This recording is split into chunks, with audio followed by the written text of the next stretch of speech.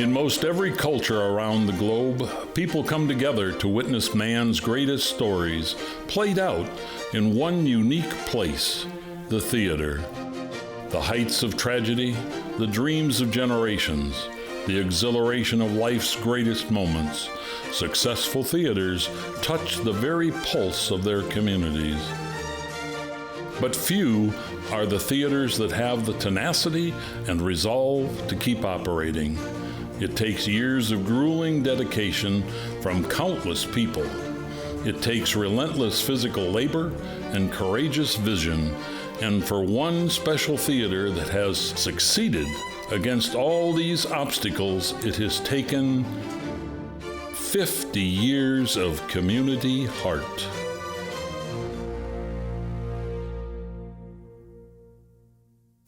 I never wanted to ever put anyone down. I wanted to lift up.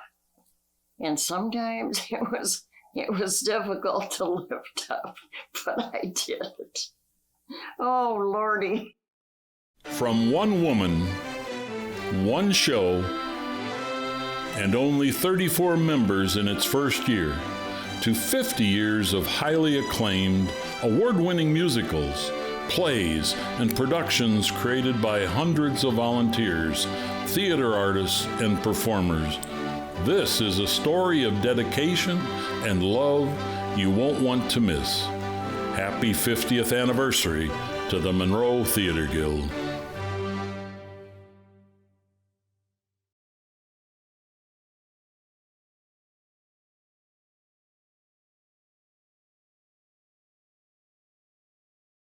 As the United States of America turned the corner from the turbulent years of the 1960s to 1970, communities across the country struggled with racial unrest and a controversial Vietnam War. The fabric of daily life was at a ripping point as America questioned its moral compass and the strength of its underlying values. In the small town of Monroe, Wisconsin, its long-standing Swiss-American heritage held the community together through their traditions of civic pride, mental improvement, and the value of social entertainment. In fact, in 1970, it was to the Monroe Women's Club that a spunky, imaginative woman named Gloria Hendrickson was drawn to direct 3 one-act plays for their drama club, and then Neil Simon's Barefoot in the Park with great success. Gloria has said that her theatrical imagination began when her mother, who had no money, gave her parts of a meat grinder as the only toys she could offer the child. Yeah, that was when I was about 3.5 to 4 years old. Yeah, I had no toys. Born in 1927, I used to get back at my mother's Monarch stove and play behind it, in the wintertime, keep warm. This simple beginning started Gloria on a creative path that would one day make her a key force behind a brand new artistic endeavor, the Monroe Theater Guild. Though Gloria had been accepted after high school to a theater program at Appleton College, her newlywed status at the time took priority, and Gloria never pursued her career in theater. But in the years that followed, she brought joy to many through her frequent comedy acts and pantomimes. Finally, in 1970, Gloria's goal to share entertaining and impactful community theater through a permanent company was about to be put to the test. It would not be easy. Most new theater companies don't survive very long. Most new theater companies don't have Gloria at their helm, nor the many people whom she inspired along the way. If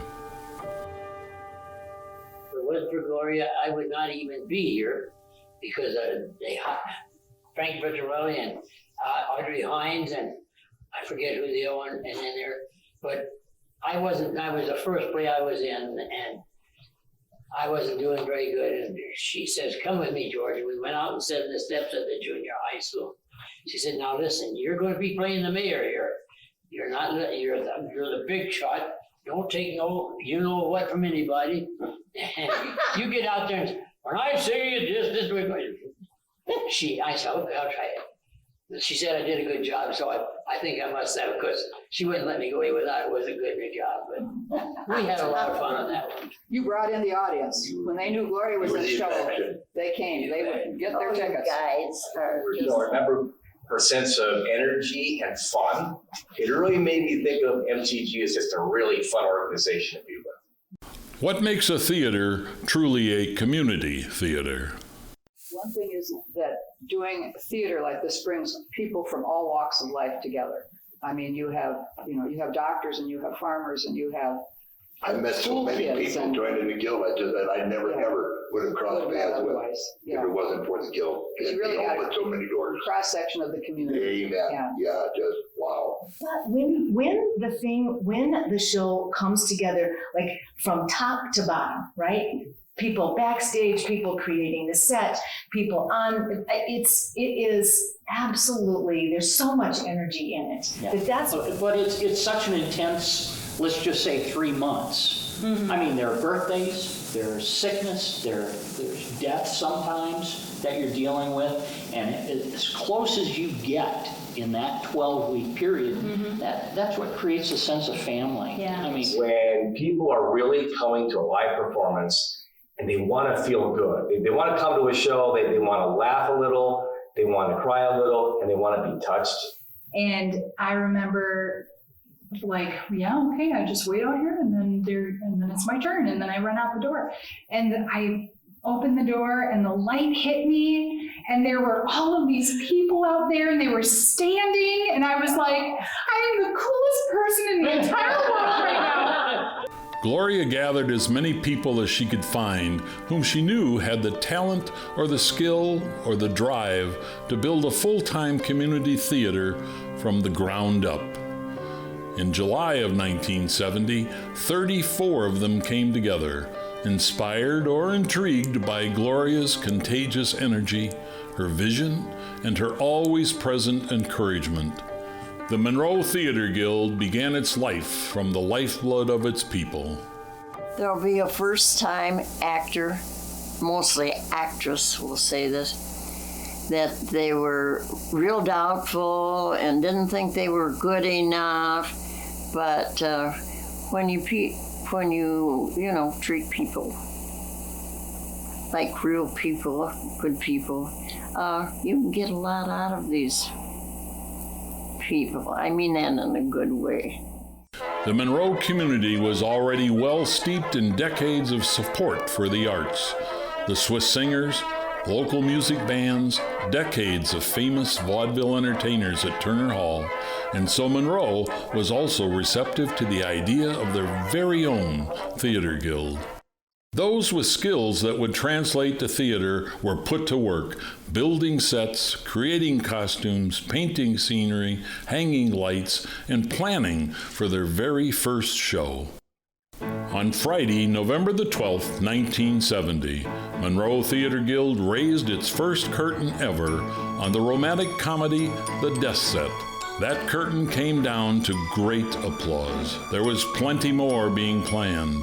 The Guild set out to present to the community the best of the best theater. Famous Broadway shows, Tony Award-winning plays, Pulitzer Prize dramas, and fresh original works. All that ambition takes a lot of work, and quickly enough, the cold, hard realities of keeping a theater company going day in and day out became brutally clear. The Monroe Theater Guild had no cozy space with their name in lights over the front door. It didn't even have a front door. It had no home. No home meant no place to build, paint, and store sets for each new show. No home meant no place to rehearse week after week. No safe storage space for props nor costumes, which were sometimes stolen, so that actors had to take them all home every night. No dressing rooms to put on makeup, no stage to call their own. I think that's one of the things too, when you got into a play, you didn't know where it was going to be held. It was at Turner Hall, it was at the Methodist Church, it was at the high school, it was all over. You now have a facility. Yeah, this was all a over. dream for years. And None of that seemed to be a burden. I no, mean, we would do anything to help one another, really. For the most part, and I'd say 99% of the guild, we were with one another. Family, it clicked. yeah, Each show and each month-long process would be restarted from the beginning every time, with completely new resources, new sets, new locations, and barely money to pay for any of it. What the hell are you doing? But the biggest challenge facing any community theater is what it needs the most: people. Despite people's full-time jobs, theater demands weeks of long hours at nights, building sets and rehearsing dramatic scenes. It demands time away from family and from personal needs if it is to succeed, all with no pay and no guarantee of success. From the original 34 people who started Monroe Theater Guild, the numbers soon decreased to a core of volunteers able or willing to devote those endless hours. Casting enough performers for a new show every 3 months was always a gamble. In the 1970s, while women weren't fully in the workplace, the men were busy, and finding enough of them to do theater was always an uncertain task. On top of that, directors for new shows were almost impossible to locate. we always had the organization to run too. So, there was a board of directors and there were people, we were always looking for directors to direct plays as well and trying to run the business end of it too. I mean, we used to have. My wife gave me an ultimatum because I would either act or I would direct at least one time a year. She finally said, you can act, you can direct, but if you do any more, you're courting a divorce. Even if all these challenges were met, there was always the question of where shows could be put on, up to 4 times a year. And if they could be put on, would they make any money to pay for the next show? Enough to start every process and every uncertainty all over again. As time went on, it got harder to find directors. It got harder to find people to act. And society changed. Like I said, when we started, we didn't have that many working women. As time went on, we had more women working, so they weren't as available to be on committees and whatnot, run things and find all the props and the costumes and stuff. And so Year after year, Theater Guild shows were performed anywhere a space could be found, in the junior high school, at Turner Hall, the Idle Hour Mansion, at the Monroe Arts Center, St. Victor's Gymnasium, at the Senior Center, the Eugene Hotel, Dutch's Supper Club, and so on. In the face of all these unpredictable adversities, Monroe Theater Guild actors still had to step before every audience with full confidence, enthusiasm, and open hearts, and pray that they and everyone at MTG had done enough to earn one more show. Courage was definitely needed. Of all the community and small group theaters started every year in the United States, only a handful survive more than a season or two. Of those that do, even fewer survive past their 5th year. Somebody said, how much you get paid for that? And I said, you don't get paid, you get, yay! The spark of Monroe Theater Guild had started with Gloria, a spark that she would continue to fan relentlessly over the years as a director and actress. If you ask most any of MTG's directors and performers who they would credit for season after season of success, time and time again you'll get the same answer: the tech crew. The people you don't see. The designers, builders, painters, lighting crew, months before the first audience member ever takes their seat.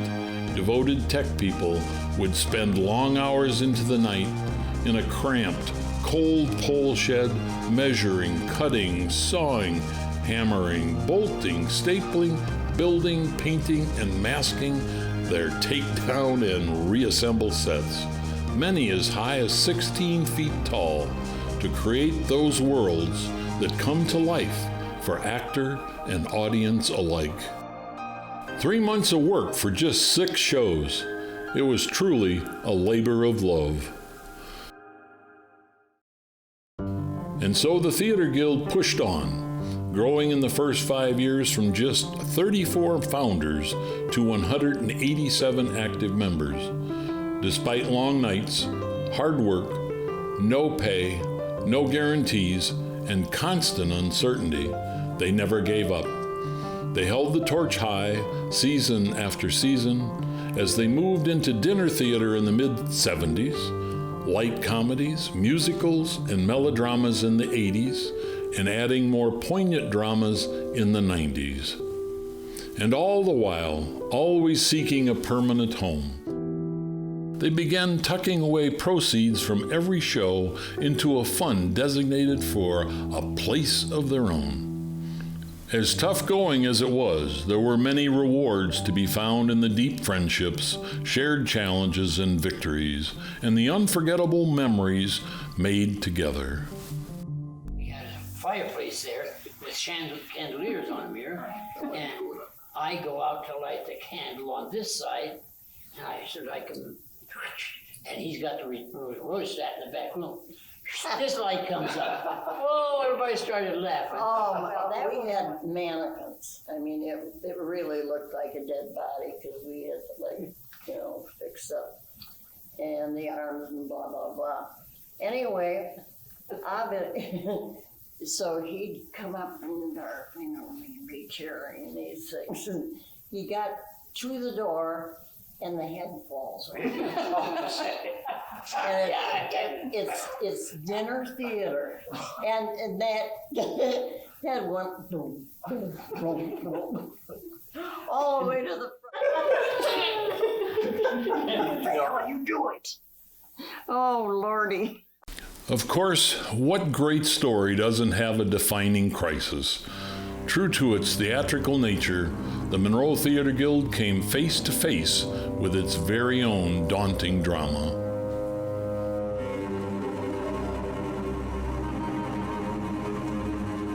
Almost halfway through its lifespan, Monroe Theater Guild fell upon hard times, as any business might. Tough decisions have to be made, despite everyone's best efforts. Available money was almost gone, and performance space was nowhere to be found. In late 1990, 11 board members held an emergency meeting in Judy Hyde's basement. Everyone felt it. Without a solid plan, without a certain success in its 1991 season, Monroe Theater Guild would likely close its doors forever. No place to go. Wasn't that it? That was some of it, yeah, it was hard to find places. Ludlow said we couldn't. Right. Well, I never looked at it quite that way. Done is, that's a big 4-letter word. It's because we had no place to go. Nowhere. Perhaps, as Gloria firmly believed, everyone working so hard for MTG over the years had done enough. She was right. All hands came on deck to help. Volunteers from the theater and material donations from generous members of the community. South Pacific was a success. The show earned more than expected revenues, enough to breathe life back into the theater company and grant it more seasons ahead. MTG's biggest crisis had been overcome, and the time had arrived for a new wave of artists to take the reins. Most of the original members of Monroe Theater Guild had already devoted 20 hard-fought, arduous years to keeping the theater alive. Little by little, their own offspring, or new artists who grew up inspired by MTG, or those who were new to the community, picked up the torch. There was nowhere to build sets except for the storage shed. Yeah. So we ended up dragging all the set pieces back to our house, and we leaned them up against the garage, and we painted the set for Wizard of Oz in our backyard. You didn't have any place to build. You had to haul everything with you, and that was literally everything. That was costumes, props, lights, everything.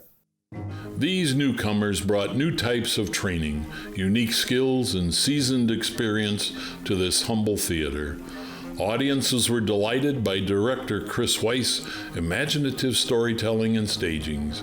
They were moved to tears by the richness of singer Tracy Bristow's vocal and emotional power. And when the curtains rose on Suzanne and Mark Miller's bold new set designs and dramatic lighting, on sets that moved and rotated and on a scale never seen before, there were audible gasps from the audience and rousing applause. Creative programs for the young and educational theater workshops for all ages became a proud MTG tradition. The reinforcement of these dedicated theater artists in the rosters of MTG raised a new bar, broadened the scope of the imagination, and began to inspire yet another generation of theatergoers. And there's over 100 people in that cast. And I was so impressed on what theater can do for young children. They grew up right in front of me during that 8-week of rehearsal. It was unreal. That was impressive.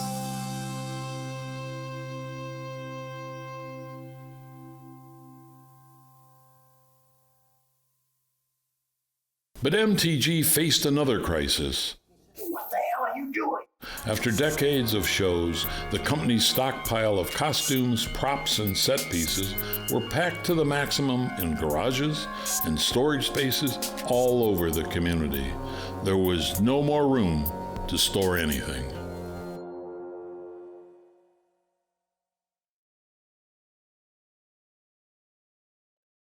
Almost 40 long years after its set sail, Monroe Theater Guild saw for the first time a place to land. All the hard work and persistence through every obstacle had finally made a permanent home a possibility. But it couldn't have been a worse time to be asking for financial help. The country was in a huge economic recession. Money to give was almost non-existent. No strangers to daunting challenges, Monroe Theater Guild nonetheless launched a massive, multi-fronted, 3-year capital campaign spearheaded by seasoned and savvy businessman Rick Malachewski. His leadership rallied all resources into every possible corner of the community. No stone was left unturned in demonstrating MTG's 40 years of dedicated service and endowment of the arts to the lifeblood of the community. It worked. The community rallied around MTG. Where businesses couldn't give money, they gave their skills. They generously gave material goods, glass, walls, framing, heating. They gave their time and labor. Against nearly insurmountable odds, it worked. Within 3 years, exhaustive repairs, renovations, design concepts, and construction resulted in Monroe Theater Guild's first permanent home in 2010. So backstage, one day, I said to someone, "So I hear you're going to be raising funds to pay off the building." "Yeah, well, I'll help you with the campaign." Well, then I got on the board and we did the campaign. The least little bit of That's where it started backstage at the high school. I think it was, we wanted a home for so long. We didn't want to be gypsies, you know, back in the... Because MTG was the people and the home was where the people were, right? Yeah. So you went where they were. And now I will tell you that it is so good to have a home. This is a wonderful, wonderful place to have to do performances and storage. It's just amazing, and to have reached this goal, and because it was always a goal, but it was just something that if you're practically broke, you're not looking for buildings, so you had to get to the point where there was the income to do it. A new home made seasonal planning much more stable and predictable. Of course, a theater company can only succeed for 50 years with the devoted efforts and hard work of so many, many people who had given so much. A key reason for MTG's success, as former tech director John Rose put it, is that just good enough was never an accepted standard. Everyone always pushed for the best possible. That extra push every time made all the difference. There's no way to describe how you feel up there when, like George said, it's like, yeah, there's just nothing you can't describe it. It just, that's what brings you back, because it's pretty cool. Yeah, because we didn't just sort of do shows. I feel like it's been an incredible blessing to work with people that had expectations that it was going to be as good as we possibly could make it. You know. I never wanted to ever put anyone down. I wanted to lift up, and sometimes it was difficult to lift up, but I did it. Oh, Lordy. Of those who launched Monroe Theater Guild, and those who always put in that extra push, many of them are sadly no longer with us to enjoy the hallmark of their success. But thanks to their tireless commitment and their belief in the power of theater to change lives and change communities, Monroe Theater Guild grew, persevered, and is still with us today. Perhaps one of the most visual representations of this remarkable camaraderie of spirit among MTG members through the years is the Julius Caesar quilt. It was created in 1975 by Julia Hind, a performer in The Murder of Julius Caesar. The show had an enormous cast with its deep family bond, and so Julia handcrafted a full quilt, each piece bearing an individual name of someone involved in the show. A beautiful testament to the unity and collaboration that happens when people come together to create a work of art built on community, combined vision, and a belief in something of lasting value. Such are the 50 years of the Monroe Theater Guild, a remarkable patchwork of many people from different life experiences, each adding their own unique colors along the way. In its 5 decades, despite all its obstacles, the Monroe Theater Guild has shared with the community 12 Pulitzer Prize dramas, 15 highly acclaimed musicals, 17 original works, 49 Tony Award-winning shows, and 65 other riveting productions. It has spanned and spawned 4 generations of theater artists, educated the young, and entertained thousands. All from a spark of inspiration shared with compassion and enthusiasm, an inner fire that spreads and pushes beyond all obstacles.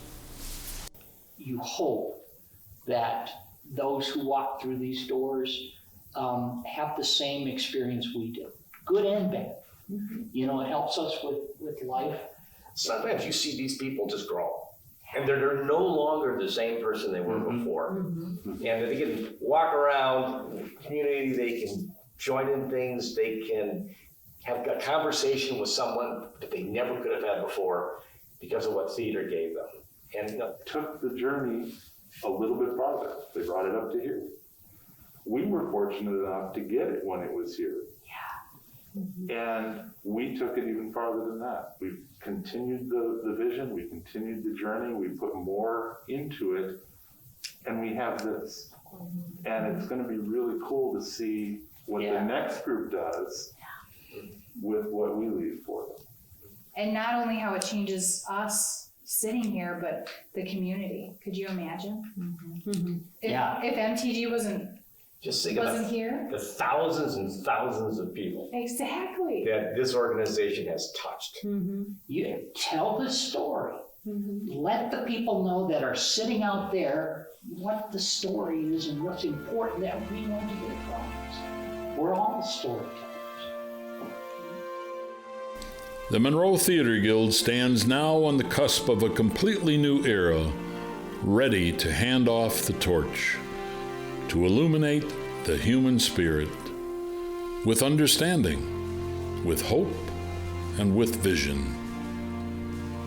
A vision for all that began 50 years ago in the heart of one very unique woman, Gloria Hendrickson. I think we've covered quite a bit. I just know that building,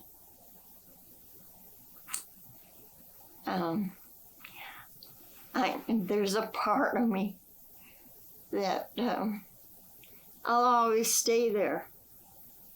I know that from so much support from the community and friends and people that I don't know.